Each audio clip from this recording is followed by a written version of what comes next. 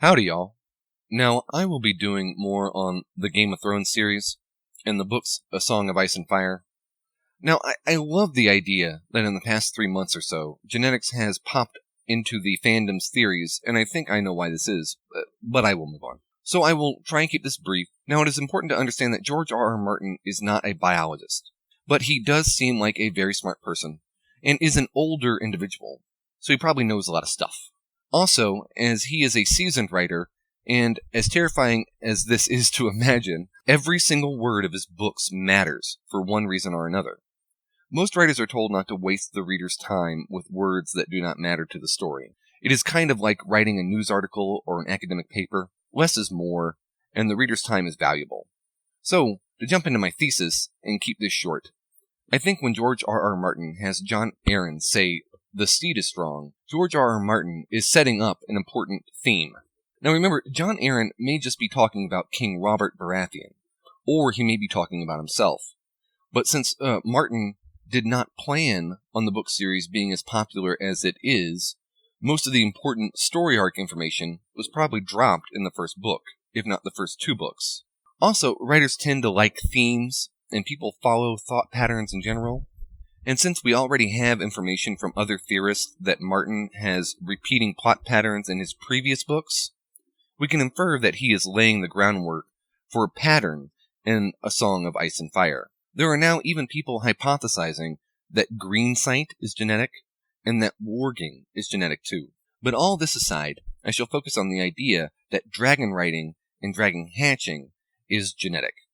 These seem to be the most popularly presented ideas, best done by Preston Jacobs. Now, it pleases me to no end that I may have had a part in starting this craze involving genetics, but I am even more pleased by the way others have taken this baton and run with it. There are so many good ideas out there that I see little to criticize, other than the fact that this is a fantasy book series, and most likely Martin is just looking to get paid. Yeah, who isn't looking to get paid? So on to my fusion or synthesis of the many videos and theories I have seen in the last 3 months or so. And I believe this can be summed up by Martin himself when the Jon Arryn character says, "The seed is strong." Now, I believe this is Martin addressing the readers. I think that not only is this a theme that applies to multiple storylines in the books, but also explains a lot about the characters' involvement with each other and their interactions. Yes, green sight might be genetic, as well as warging, and maybe several other kinds of weird magical abilities. But the dragon-related abilities are probably the most fun to ponder. So essentially, the theme is the seed is strong, as I've said, meaning that genetics plays a huge part in the books and plots. Not just genetics, but specifically the sperm. This explains all the serious issues around being a bastard child in the books. It is not just religious, patriarchal, paternity certainty stuff, but in fact is important because it functions to explain a very important aspect of this world.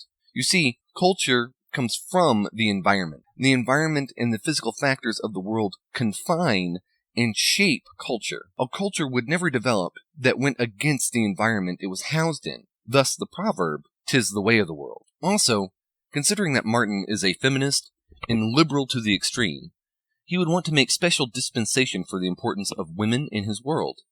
So, like Preston points out, and others hypothesize, dragon abilities are an X-related trait. To ride a dragon takes 1 Targaryen X chromosome, and to hatch a dragon takes 2 Targaryen X chromosomes. This gives women and their choice of sexual partners special importance, and thus rationalizes and justifies the world's cultures and kings caring so much about paternity certainty and bastards. In Martin's world, women are special, and thus it is important who they sleep with, thus their choice in who to sleep with, and thus men have to worry about who they are sleeping with.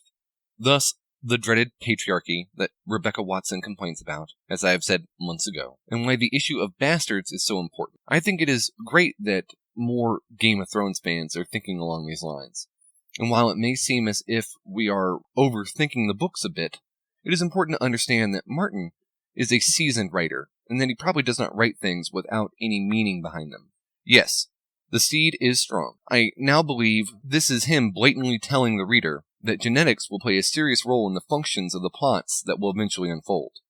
Yes, in the world Martin has imagined, genetics are important because genetics are related to magical powers, and power is a very important theme in these books. Heck, it is a point of the first book, The Game of Thrones. Again, the seed is strong may be a literal statement from Martin saying that it's the genetics that are the true instrument of power, and not where men perceive power to be, or believe it to be, as Tywin Lannister and Varys would have you believe, respectively. And this would make sense in a biological sense, because all that really matters, biologically speaking, is genetics over time. This would also explain a lot of the inter-family interactions and conflicts. It would also explain the incest, the sleeping around, the polygamy, the polyandry, the bigamy, the multiple marriages, and all those extra sexual interactions that would then seem to explain those weird and seemingly random dragons and their dragon riders.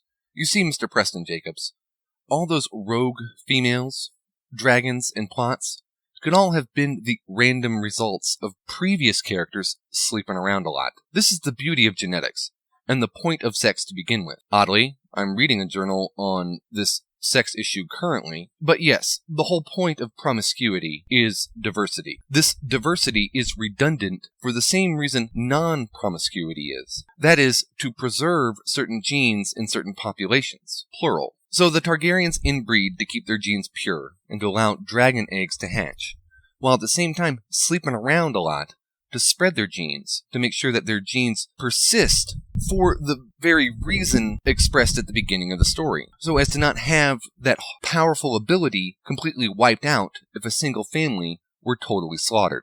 It is beautiful, artistic, poetic, and oddly scientific that George R. R. Martin is writing it this way. Yes, the seed is strong, and spread around while at the same time concentrated, and both these actions are taken for the same reasons. Preservation. Preservation of their genes, which also preserves their power. Their being the families. Their genes, and thus their power.